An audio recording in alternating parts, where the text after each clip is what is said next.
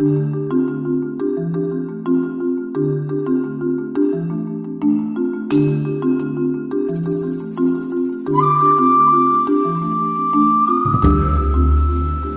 in 2016, the program will be backed up by strategic partnerships to build lobbying and advocacy capacity. And through that program, the Partners for Resilience will amplify the voices of Southern civic society. Local CSOs will be strengthened so they can hold governments and companies accountable and demand improved policies, investments and practices. And this will make vulnerable communities more resilient to disaster risks.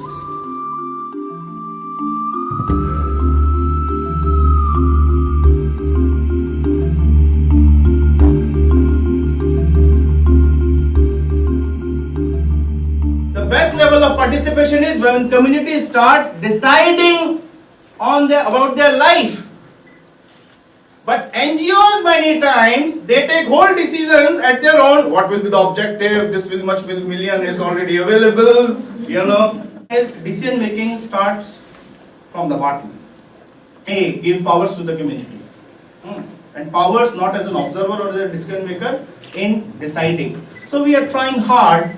A, how to engage community in decision making. So we start as an observer, we engage, bring them at a level of discussion, then let them decide.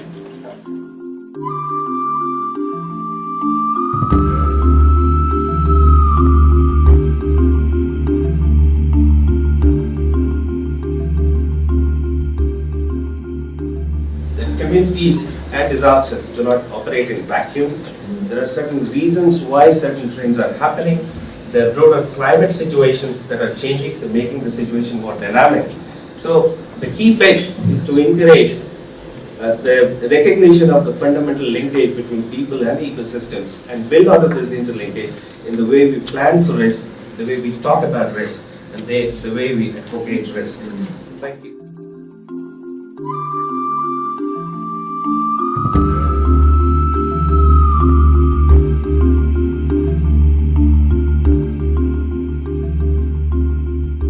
The position that the government of Guatemala is bringing here to Sendai is not what I want or not what the president wants. It's direct result of the national consultations that we've had with the National Dialogue Table on Disaster Risk Reduction. Partnership for Resilience has been a key factor to achieving these goals. Is that we have signed an agreement with 3 major government institutions in Guatemala. It has helped create a national dialogue at all levels, where you have the national authorities present in the national dialogue, but you also have people from the communities, from the private sector, from the NGOs, all working together.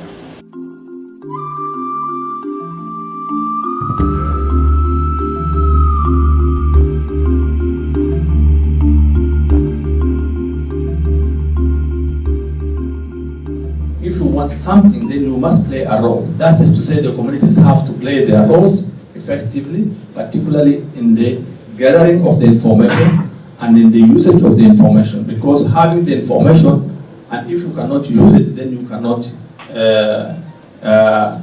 do some action which is going to help you resilient or prevent or mitigate a disaster. So,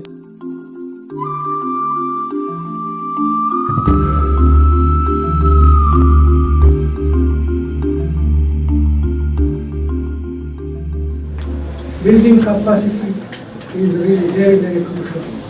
Building capacity, sustainable building capacity of the communities so that they have resilience livelihood. What I take away from this session today is that I'm very pleased and happy to hear that people are at the center of their own fate.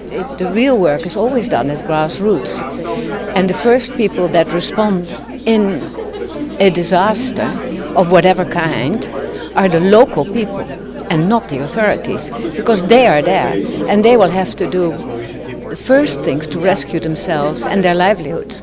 So I think the emphasis should be really on the people. Yeah, obviously, the main call to action is to make sure that the most vulnerable people are also reached by all commitments that we make. And those commitments are not only about funding in the future, but they are also about involvement, real involvement, tapping into the knowledge and experience of communities and helping them to help themselves. I think one of our key messages would be that we tend to underestimate the resilience of communities themselves, so we need to get them much more profiled.